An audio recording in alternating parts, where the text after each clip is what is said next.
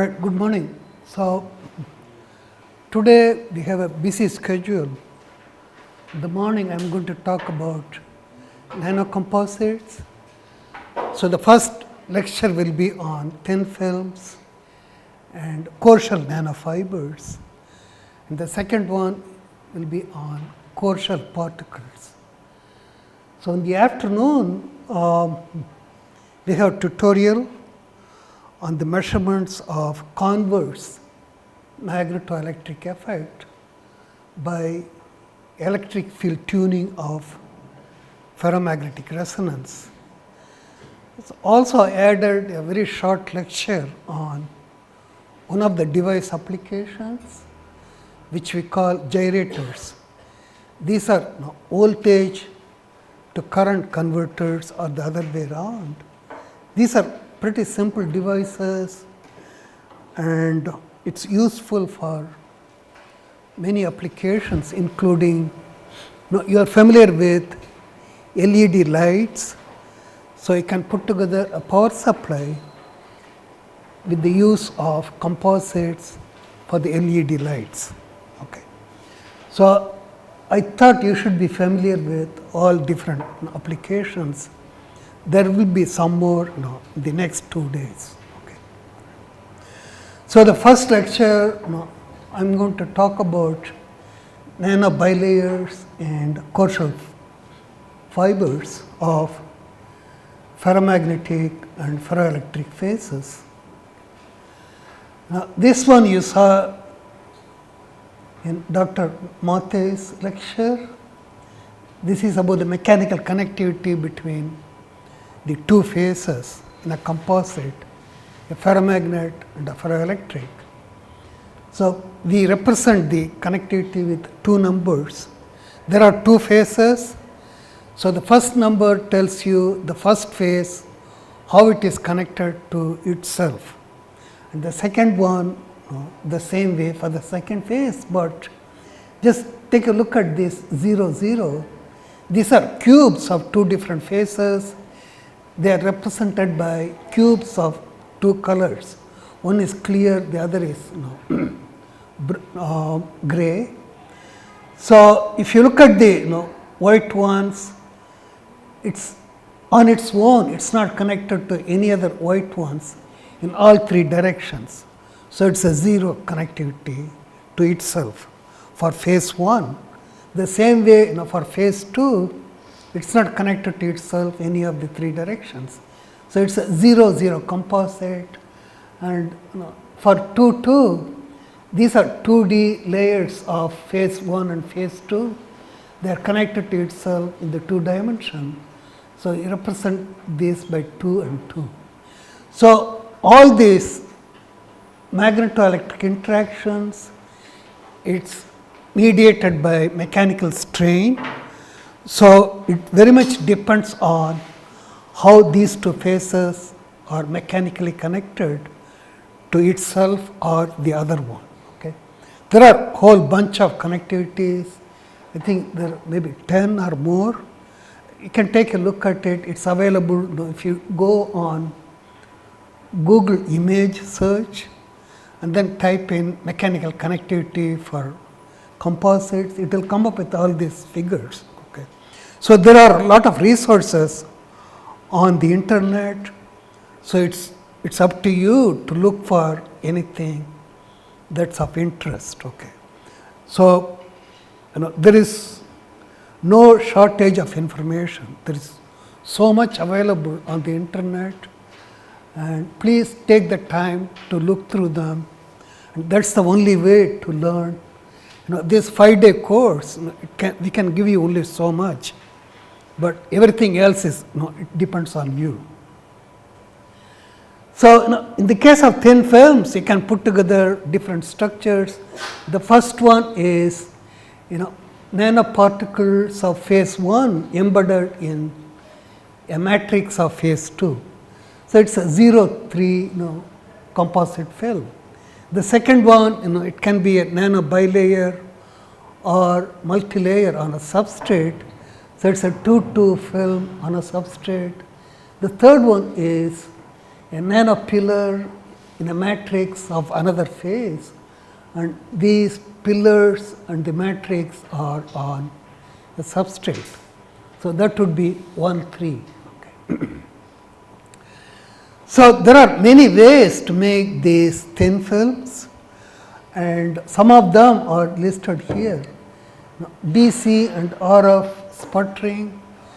For example, in RF sputtering, if you want to make a film of some material, let us call it A, on a substrate, there will be a target of the material for which you want to make the thin film. So, you can use radio frequency energy to make a plasma of either argon or oxygen. If it is an oxide film, the high energy plasma would be made of oxygen. If it is metal film, you do not want to oxidize the film, it will be argon plasma hitting the target. So, it will break loose the materials from the target, and then you can deposit the film on a substrate. That is how the RF sputtering, or in the case of DC sputtering, you use a DC voltage to create the plasma. Now, in pulsed laser deposition, there is a high energy laser hitting the target, and that will break loose the materials for which you want to make the film. So, there is always a substrate on which the films are deposited. Chemical vapor deposition, you have a gas carrying the metal ions or anything that you want, and there is a substrate which is heated to maybe 400 to 600 degrees. So, when the gas flows on top of the substrate, the film will be deposited onto it. So, it is chemical vapor deposition or metallo-organic MOCVD, it is based on similar principle. Then you can use an electron beam to deposit the film, that is E-beam evaporation, then molecular beam epitaxy. Liquid phase epitaxy is little bit more complicated, and there is, for example, you can make films of ferrites or garnets using LPE. So, if you want to make a film of some, say for example, nickel ferrite, you take lead oxide, heat it up to 900 degrees, and then put in nickel oxide and iron oxide to make a homogeneous solution. Then you dip a substrate into this. So, the film will grow, it is much faster film growth. So, LPE is the film you can make several microns, whereas all other techniques, they are very slow growth process. It takes forever if you want to make a film of several microns. So, all the other techniques except LPE, you come across films that are nanometer thick or maximum maybe 1 micron, whereas LPE you can grow films up to 100 micron within a few hours. So, it is a fast growing, fast growth technique, and at the same time you can make very good quality films. That is the one we use for our devices that operate at very high frequencies, because high frequency devices you need a thicker film compared to all other applications such as a sensor or of that kind. So, LPE is a very good technique, fast growth and quality films, and these are used for high frequency device applications. So, once you grow these composites, you have to find out how good they are in terms of the strength of magnetoelectric interactions. For the past 2 days, you have heard these so many times, direct and converse magnetoelectric effects. These are the effects of either the magnetic field or the electric field on the composite. And so, I will discuss the film of different systems and how these strength of the interactions are evaluated in those composites. Okay, so there are literally thousands of papers on thin films. So I have selected a few examples that are of some interest probably to you. And the reason being, spin spray deposition is a very low cost technique that involves the use of nitrates or acetates, and you don't have to treat the film at very high temperature. These are very close to room temperature. So you can take a look at these references to go through the details on how these films are made. But the bottom line is you can make quality films of spinel ferrites on any substrates with this low temperature process. So there are several chemical reactions involved in this technique. So I don't want to spend all my time discussing that and then missing the main point, which is how these composites are, what kind of interactions they have, and potential applications. Okay. So the first example is nickel ferrite of this composition on lead zirconate substrate, and these are made by spin spray deposition process. The film thickness is about a micron. So what is shown here is the magnetization of this film versus the static magnetic field. For example, you can use a vibrating sample magnetometer or a squid magnetometer to measure this kind of characteristics, magnetization versus H. Then what the people who did this work, what they did was to do this measurement under zero electric field. Then they applied an electric field to the sample, which produced a piezoelectric strain, and that altered the magnetization versus H behavior. So that's what is shown in two colors. One is without electric field and the other is with electric field. There's a small change in the magnetization. That is, you can find the increase or decrease in the magnetization because of the electric field. Take the ratio of the change to the applied electric field. That is a measure of the strength of the magnetoelectric interaction. So the other system, number 2, I want to discuss is once again zinc, iron and oxygen. This is kind of zinc ferrite. It's not completely zinc alone. There is only 10% zinc and 90% iron 2+. That's the way the composition works. So this one has zinc 2 plus 0.1, iron 2 plus 0.9, then Fe 3 plus 2, and then oxygen 4. So everything has to add up so that it's it's stoichiometric as well as charge neutral. That's important. Okay. So the oxygen is 2 minus, 4 of them would be 8 minus.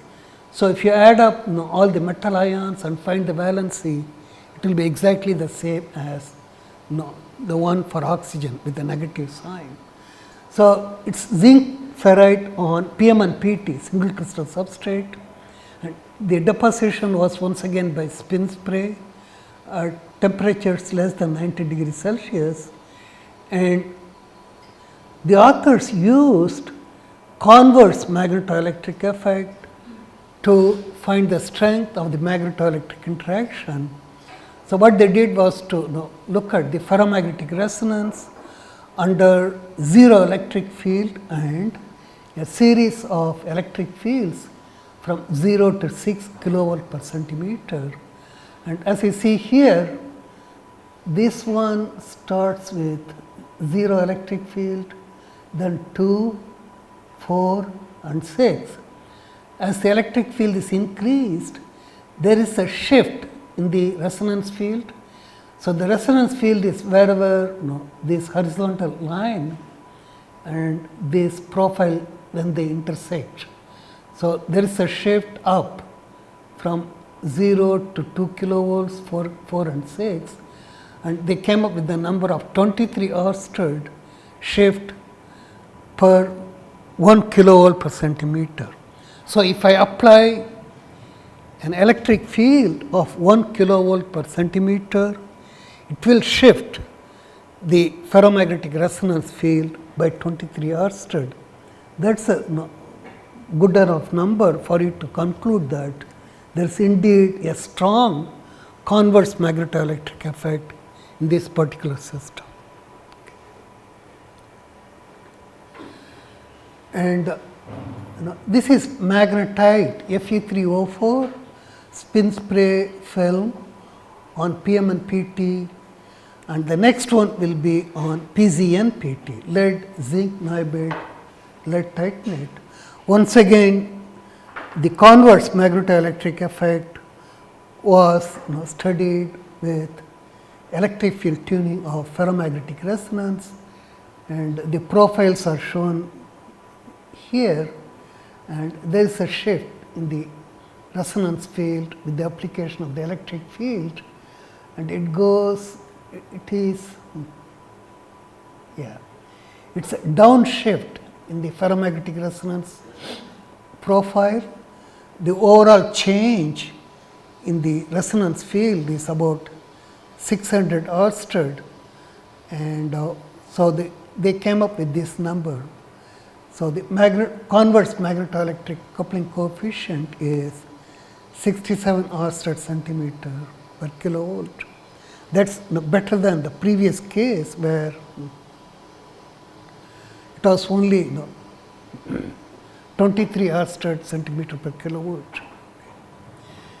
And the film on PZNPT had even higher magnetoelectric coefficient. It is 108.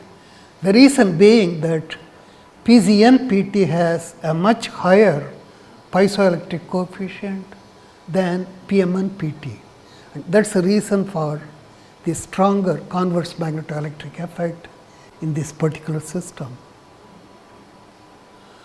So, there are also other types of films.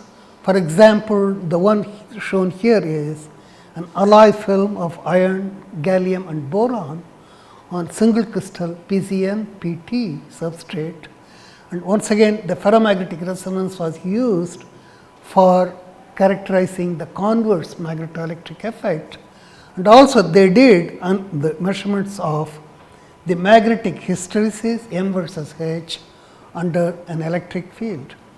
So, under FMR you look for the change in the ferromagnetic resonance field, and when you do M versus H under electric field, you look for the change in the remnant magnetization, that is the magnetization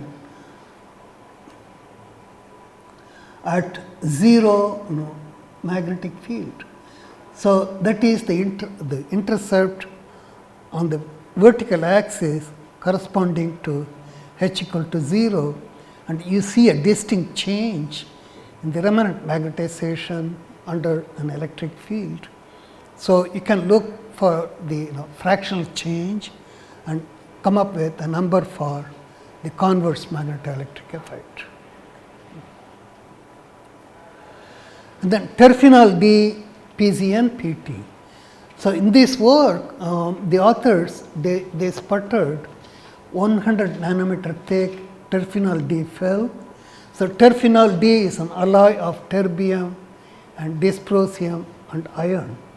So, they made an alloy with this particular composition, terbium 0.3 and dysprosium 0.7. So, terphenol D is very sensitive to the content of terbium and dysprosium. So, everything changes, the magnetization, magnetostriction and so on. So, they did the deposition at a series of temperatures at which the substrate was. The substrate was heated to 550, 650 and 750 degree Kelvin, and they did the deposition. And as you see here, the measurements on the converse magnetoelectric effect was done by M versus H under an electric field or ferromagnetic resonance under an applied voltage, and they came up with very indication for very strong magnetoelectric effects in this particular system.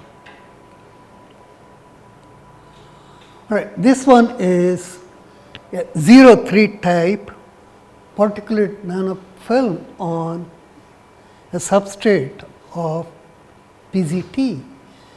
So, the cobalt ferrite is the magnetic phase in this particular system. What is shown here is the scanning electron microscope picture of the surface of the film. You see these black spots, these are cobalt ferrite as you look down on the nanopillars.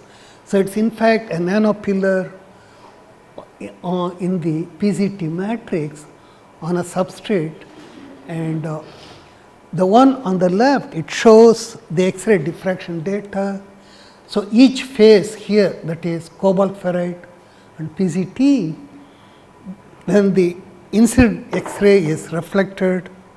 So, there is a detector that scans the angle of reflection, and then it will record the intensity of the X radiation as a function of this angle. So, depending on the lattice structure, the X-rays are diffracted into forming a series of peaks. So, you can identify the phase of the material from the position of these angles.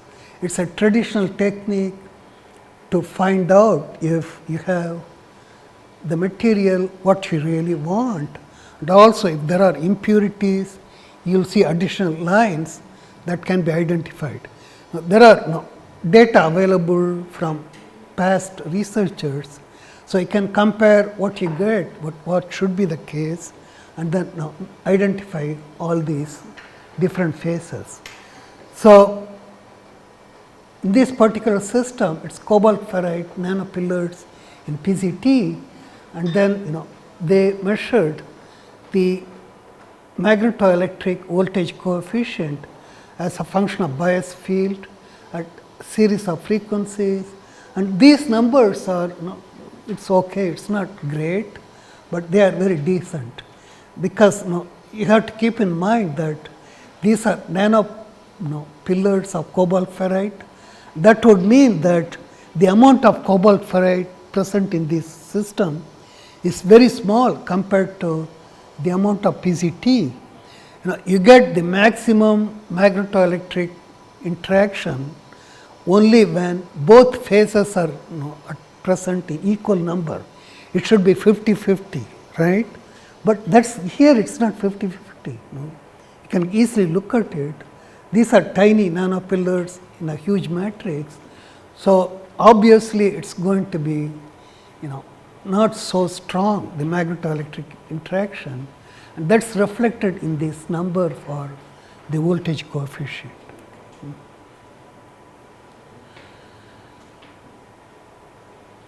This is vertical heterostructure. It is also cobalt ferrite nanopillars in barium titanate matrix. It's similar work. So, what I want to point out here is, look at this figure. What it shows is that barium titanate goes through a phase transition, crystallographic phase transition at around 360 degree Kelvin. Above this it is cubic, below this it is tetrahedral or some kind of distortion. So, what happens is above 360 barium titanate is perfectly cubic. So, the center of positive and negative charges, they coincide and there is no separation between the two. So, the polarization is 0 above 360. When it is cool below 360, there is a small shift in the position of barium. So, that would result in a separation between the center of positive and negative charges, which would mean that there is an induced polarization that comes because of the shift in barium atom position. And in this particular system, the ordering of this dipole ordering, when barium titanate goes from paraelectric to ferroelectric, it also changes the magnetization for the cobalt ferrite nanopillars. So, that is an evidence for magnetoelectric interaction in this particular system. Right, this is bismuth iron oxide and cobalt ferrite 1,3 type nanostructure. It is the cobalt ferrite nanopillars in a matrix of bismuth iron oxide, and the one here shows the atomic force microscopy picture of the topography.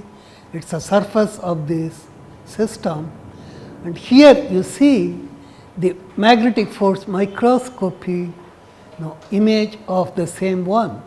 So, the black and white spots are the domains of the cobalt ferrite, and look at this color, there is its white spot, and then what this one is, it is they apply a field of 20 kiloarstud up perpendicular to the film, then it is 20 kiloarstud also perpendicular, but in the opposite direction. So, there is a change in the domain orientation, and that you can see very clearly in these two pictures, the change. And here what they did was, under this condition with 20 kiloarstud field, they also applied a voltage or an electric field that led to a switch in the domain orientation. So, this rectangular part, you can see the bright spots turning into dark one. So, it is domain switching of the cobalt ferrite due to magnetoelectric interactions with bismuth iron oxide. The same case here, the magnetic field is in the opposite direction compared to this. Then once again you apply a voltage that is minus 16 volts, there is a switch in the magnetic domain orientation, and this is what you observe. So, these are evidence for coupling between the two phases through mechanical strain. Okay, so I just talked about different types of nanofilms, and then how people did prepare them, and also some studies on the strength of the magnetoelectric interactions, either by looking at magnetization versus H under electric field or ferromagnetic resonance under an applied voltage. Okay, now let us move over to the other topic, and this is core shell nanofibers of a ferromagnet and a ferroelectric.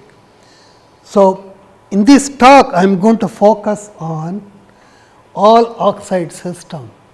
The ferromagnet, the phase in this work would be a spinel ferrite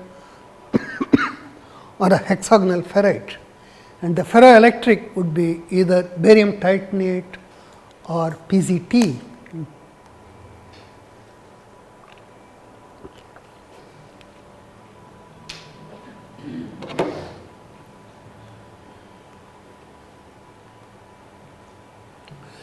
So, I will talk about synthesis of these core shell fibers by electrospinning, then characterizing the films by a series of microscopy techniques, including scanning electron microscopy, magnetic force, and scanning microwave microscopy, then traditional ferromagnetic characterization by magnetization and doing FMR, and similar ferroelectric characterization. And then we were able to assemble these core shell fibers into a 2D or 3D film with the aid of a magnetic field. Then we did the characterization of the magnetoelectric interactions. It's rather difficult to make measurements on a single nanofiber because they are tiny. So instead what we did, we assembled them into films on a surface or between two electrodes, and we were able to make these measurements.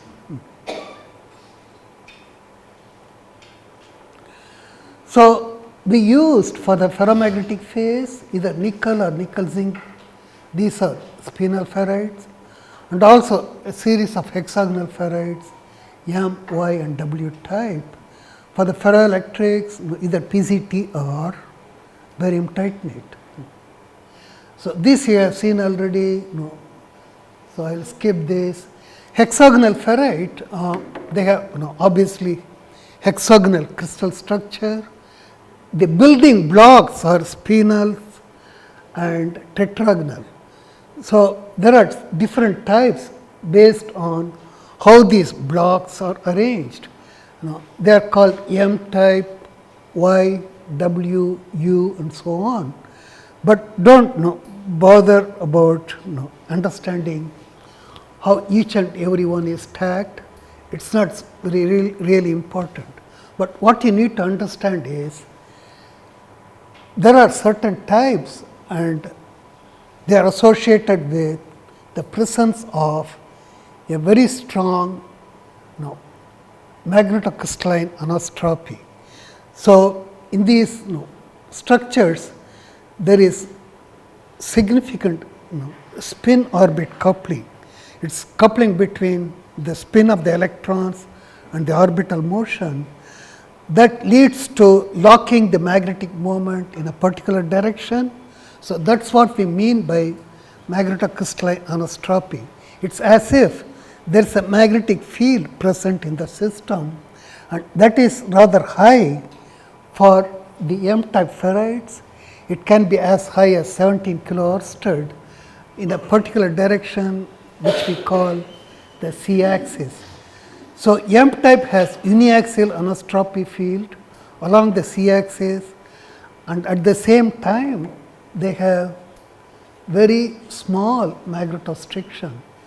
So some of the composites with M type hexagonal ferrites, the magnetoelectric effect is not very strong, but the advantage is that they have a built-in magnetic field. So under for different applications, you may be able to use the composite as it is without having to apply an external magnetic field, because it's self-biased.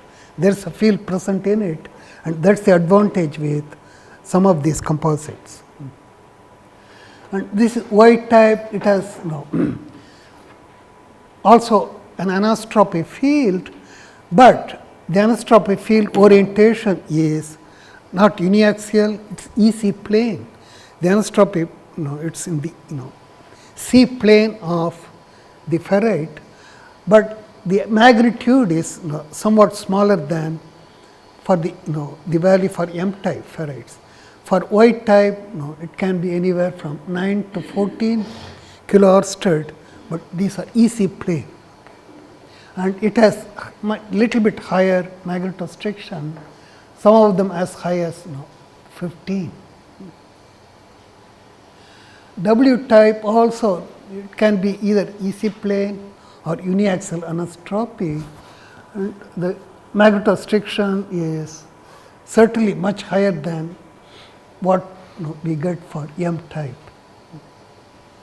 Okay, so how do you make these nanofibers? So keep in mind that we have to have these fibers in such a way that core is made of one phase, the shell is made of another phase, so that they have a clean interface. And the way the interaction takes place is that when I apply an electric field or a magnetic field, the strain in either the core or the shell is transferred to the other phase, and there will be a response from either as a change in the magnetic moment or a change in the electrical response. So, how is it done? This is called electrospinning. The first step in the process is you have to make a solution or soul of the two phases separately, the ferrite and the ferroelectric. It's a long process, it takes 1 or 2 days. So, the ferrite soul or the ferroelectric soul is made by taking nitrates. So, if I want to make a soul of nickel ferrite, so you have to take nickel nitrate and iron nitrate, dissolve it in alcohol, add a polymer which is PVP, and then keep stirring it, and it may have to be done at a slightly higher temperature, less than 100 degrees, and there is a magnetic stirrer constantly stirring the whole solution until you get a clean solution of the whole product. So, you take the soul and then load it onto 2 separate syringes. Then the 2 syringes are loaded onto a syringe pump. So, the syringe pump has either 1 syringe or 2 syringes, and you can set how fast you want to dispense the 2 souls to the 2 syringes, and the end of each syringe is connected to a stainless steel needle. The needle itself it has dual chamber. Since you want to make a fiber with a core and a shell, so we use a dual chamber syringe that's shown here. So, the soul from the one of the syringes will be fed through the core, and the soul from the other will be fed through the side one here. So, this soul will form the core, and the soul through this one will form the shell. So, this is how the interior looks like. At the tip, they come out as it is. Now, there is an electric field applied between the this needle, and there is a drum made of aluminum. This collects all the fibers. So, this is at a positive potential relative to this. This is ground. So, you apply 15 to 20 kilovolts for a distance of 10 centimeters. So, the electric field is 1.5 to 2 kilovolt per centimeter. So, when the soul comes out of the end of the needle, these particles get electrically charged. So, as you know, they are charged with a positive polarity. So, as the charge comes out, these particles, positive and positive, they will repel each other, they will diverge. So, it forms what is called a Taylor cone. So, this is, so as the particle comes out, there is polymer, it is drawn into a fiber. So, the fiber will have a core and a shell of these materials. But keep in mind that the core and the shell are in the form of nitrates or acetates. They are not fully formed nickel ferrite or PZT. So, you have to collect the fiber and dry it at room temperature, then you have to heat it up to much higher temperature, so that there is lot of polymer in it that has to go, and also you have to form the 2 phases, both the ferrite and the ferroelectric. So, the processing temperature is anywhere from 600 to 1000 degrees. So, once you make it, then you have a fiber with a core of material A and a shell of phase, different phase. Okay. And so, how do you control the dimension of the fiber? There are many ways to do it. One is you can choose needles of different diameter, with core diameter and the shell thickness that you want. That is one way. Then you can always play around with the electric field that you apply during electrospinning. Solid viscosity also can change the fiber dimensions, and the entire electrospinning setup is in a closed chamber of plexiglass, and you have to control the humidity. If the humidity is very low or very high, it can mess up the fiber, you do not get what you want. So, these are the parameters that would control the dimensions of all these fibers. And so, we did some of the measurements. You take 100 fiber and look at the diameter, and as you see here, there is a wide distribution in the diameter of the fiber, and it is anywhere from 100 nanometer all the way up to 300 nanometers. But keep in mind that 2/3 of the fibers, like 66%, it has a very narrow range. So, even though there is a wide distribution, diameter at lower end or at higher end is not that many. So, there is always you can define the fibers with an average diameter, 66% would be in the range of 140 to 180 nanometers.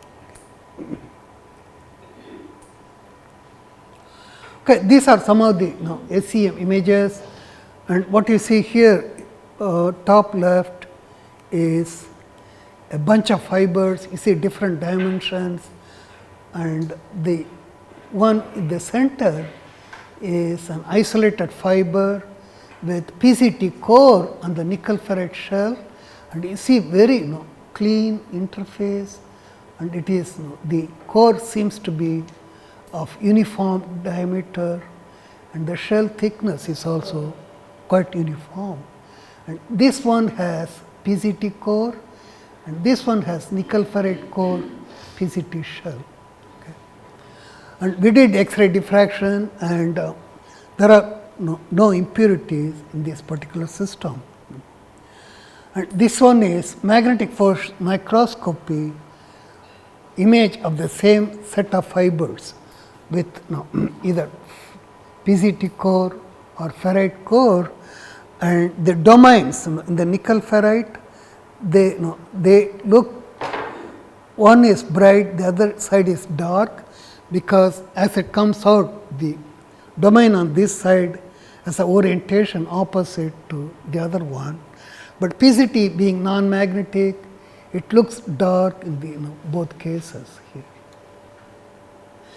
And scanning microwave microscope, it is an imaging technique using a tape made of microwave frequency radiation. What it does is, it images the fiber in terms of high frequency impedance or capacitance. So, it will differentiate the core and the shell with distinct contrast in the color. That is what you see here. These are images at series of frequencies, and you see a very clear image at this particular frequency. That is because there is impedance match between the microwave cone and the fiber itself. That gives you a very clear image, and this one has pretty good resolution, and it shows uniform core, and the shell thickness is also pretty uniform.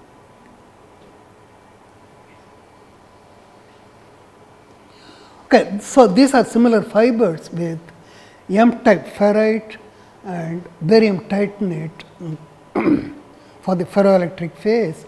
Once again, this is X-ray diffraction, and these are scanning microwave microscope pictures for the core and the shell.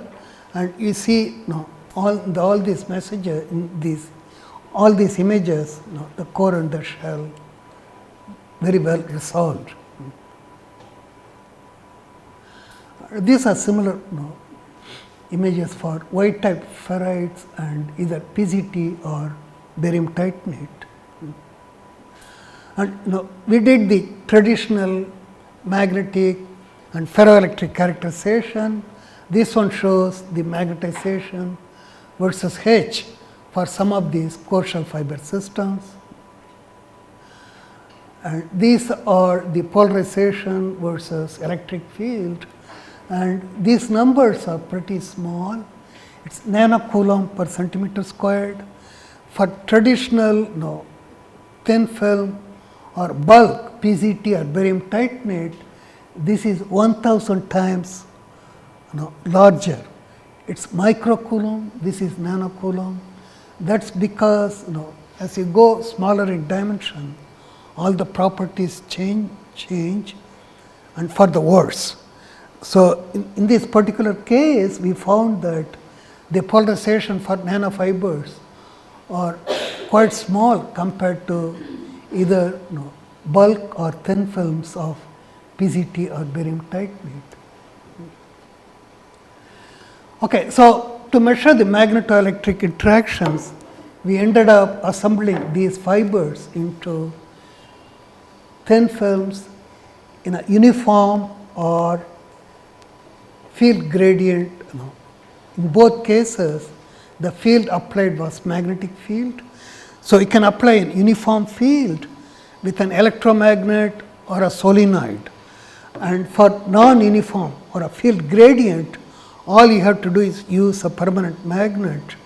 So, in the case of non-uniform field, the fibers will be pulled towards the region where the field gradient is maximum, whereas in the case of uniform field, so you will see the fibers aligned along the field direction.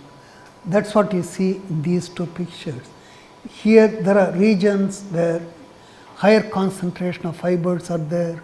This one shows pretty uniform and the fibers aligned along the field direction. This one we did like a matrix. We just applied a field along this direction, for example. So, the fibers align along the field. Then we added another layer of fibers and applied a field in the perpendicular direction. So, it is like a matrix. That is what you see here.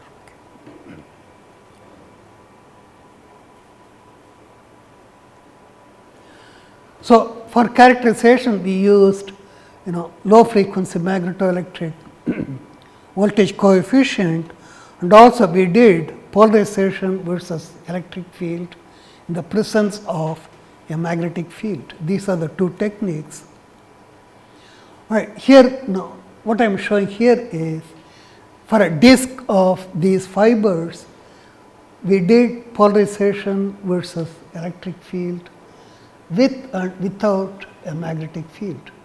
So, the insert here shows P versus E electric field for H equal to 0 and 7 kHz. As you see here, when we applied a magnetic field, there is a decrease in the remnant polarization. So, what is plotted here is the ratio of the change in the remnant polarization to the original value when there is no field in percentage versus H. So, you start with 0 field, there is a decrease in the remnant polarization. So, that is indicated by this negative number. So, the magnitude keeps increasing to about 2%. So, when you start decreasing the field, it does not quite go follow this trend. It still keeps decreasing, and there is always a memory effect. So, overall this magnitude of fractional change in the remnant polarization of 2%, that is the maximum value. It is pretty, you may think it is very small. This is H induced polarization in a composite, and this value is much higher than what they measure in single phase multiferroic systems. In single phase systems, you may get 1% change for a field of 5 to 6 Tesla, that is 50 to 60 kilo oersted of static field, whereas here we are talking about less than 1 Tesla of H, and that's a significant change. And these are similar data. The previous one was for fibers with PZT core and nickel ferrite shell, and this one is nickel ferrite core and PZT shell. And look at these values here. The fractional change in the polarization, in the previous case it was negative, in this one it is positive. So, the strain in one case is compressive, in the other case is tensile. That is the reason for the change in the sign of the polarization, decrease or increase. And once again, there is always a hysteresis, it keeps going up, and then when you start decreasing the field, the trend continues, you end up with a maximum change close to 30% for these fibers. And we did similar measurements for nickel zinc ferrite. So, what happens here is, depending on the zinc concentration, the fractional change can be as high as 50%. That is what I want to emphasize here. But apart from that, all we can infer from this data is that there is a very strong magnetoelectric interaction in these core shell fiber systems, and it is indicated by these measurements.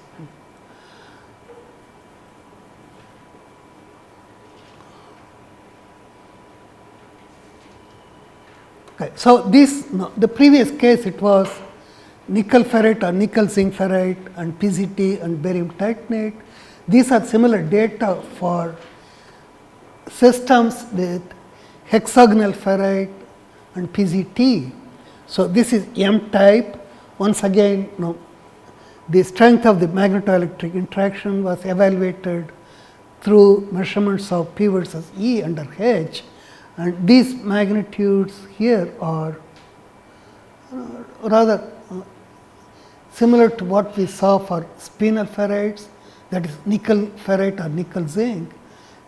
So, the maximum value in this system is around 20%, either with PCT or barium titanate.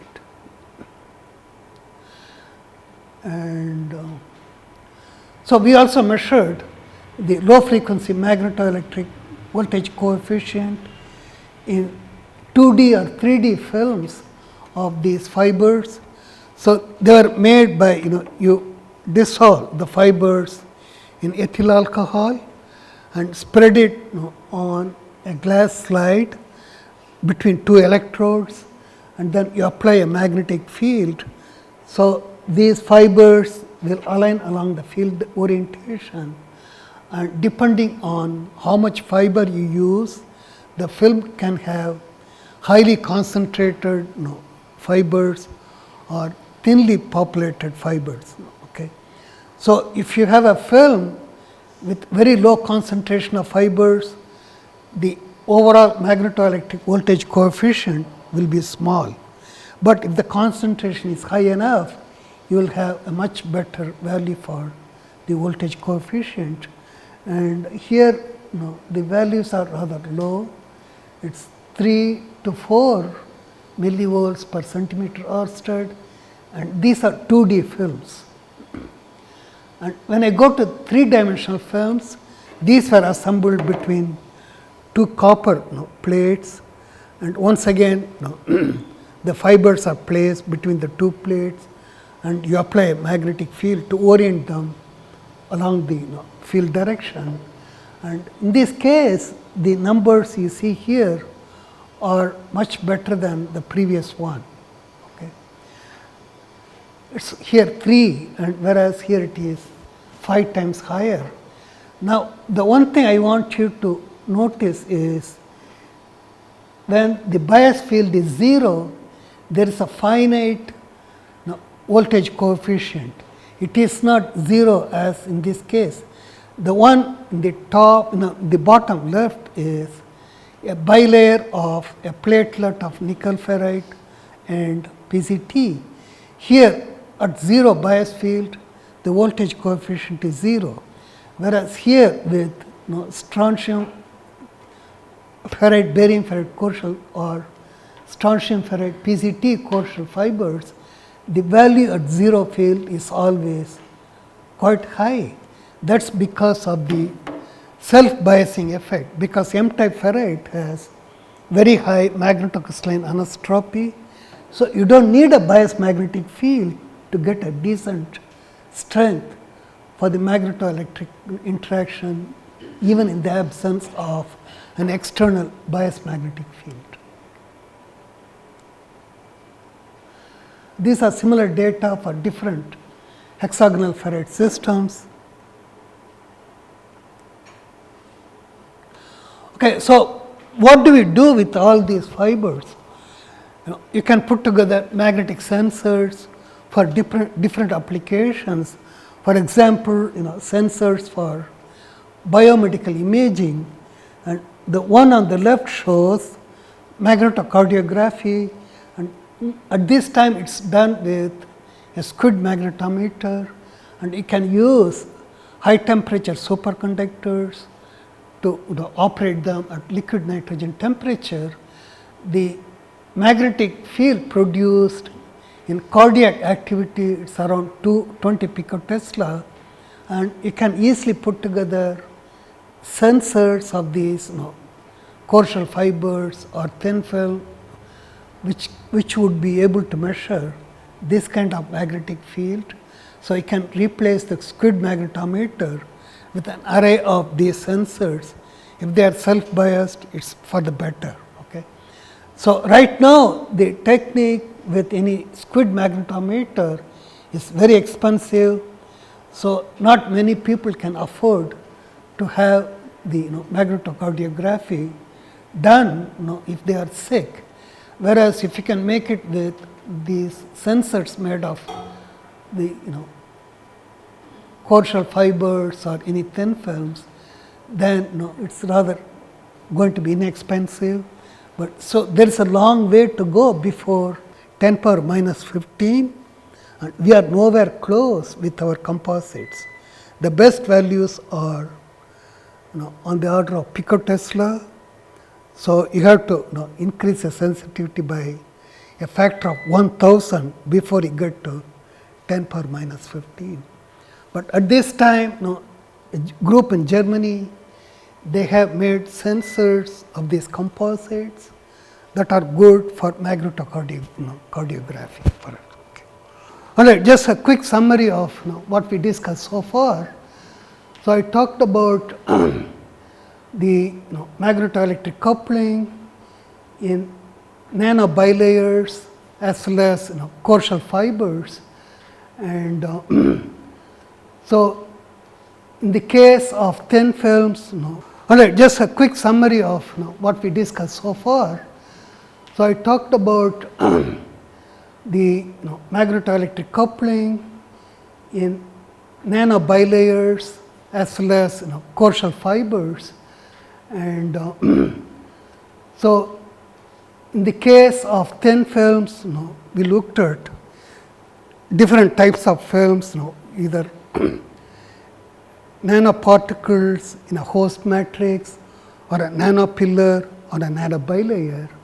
So, for core shell fibers, the focus was on fibers of spinel ferrite and a ferroelectric, or hexagonal ferrite and a ferroelectric, and the traditional methods for exploring the nature of the magnetoelectric interactions in all of these systems are either ferromagnetic resonance under an electric field or magnetization versus H under electric field.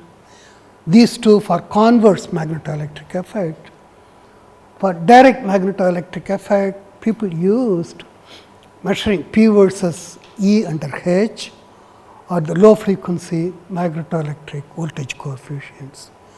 So, in a nutshell, the nano systems have a much weaker magnetoelectric interaction strength compared to bulk or thick film composites. So, there should be some effort, serious effort on our part to enhance the strength of the interactions in the nano systems if you want to use them for any applications such as biomedical imaging or miniature sensors. So, there is a long way to go. So, this is just a starting point. Okay. Right. Thank you.